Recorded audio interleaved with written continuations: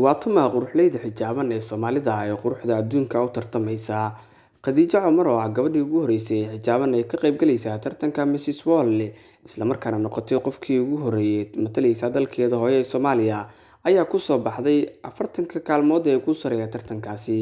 Tartanka quruxda ee adduunka caanka ka ah oo dib loo dhigay bishii December kadib markii uu ka dilaacay COVID-19. Tartamayaasha iyo shaqaalaha ayaa dhawaan ku dhawaaqay 15 guuleystayaal iyo 25 xulasho oo ay doorteen garsoorayaashii tartankaasi. Mrs Soomaaliya ayay garsoorayaashu doorteen iyadoo ay welinayeen ka qaybgalayaal ka kala socday Indonesia, Sri Lanka, Ireland, Malaysia, China iyo Iceland. Mrs Philippines iyo Mrs India ayaa labaduba lagu dhawaaqay inay yihiin 15 ugu sareeya iyadoo ay welinayeen haween u dhashay England, USA iyo Nepal.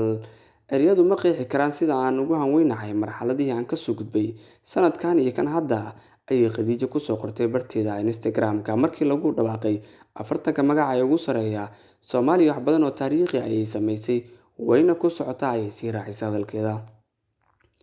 Inaan 40 qof ee ugu sareeya ka mid noqdo waxay i tusisay sida shaqada adag ee aad qabataa ay meel isaga soo saarto iyo sida ay riyooyinku run ahaantii u rumoobaan. Qof kasta oo igu taageera safarkan weligay waan u mahadcelin doonaa.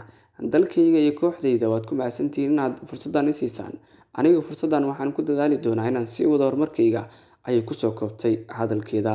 Khadiija hadda waa arday barata cilmi nafsiga oo ku nool dalka Canada. Mrs World waxaa hadda haysata haweeney lagu magacaabo Tony oo reer Jamaica ah oo caleema saartay Vanessa 14 December 2019 gudaha London, England.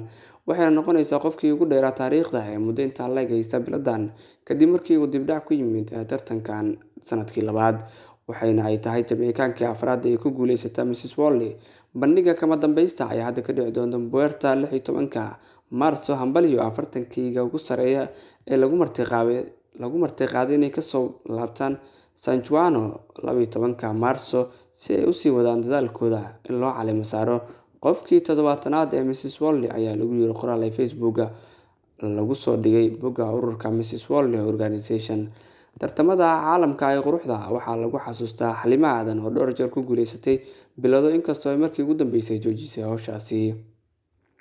Waxay sidoo kale Khadiija ka shaqeysay arrimaha bulshada sida UNHCR oo ay kala shaqeysay arrimaha dhalinyarada iyo isbeddelka cimilada.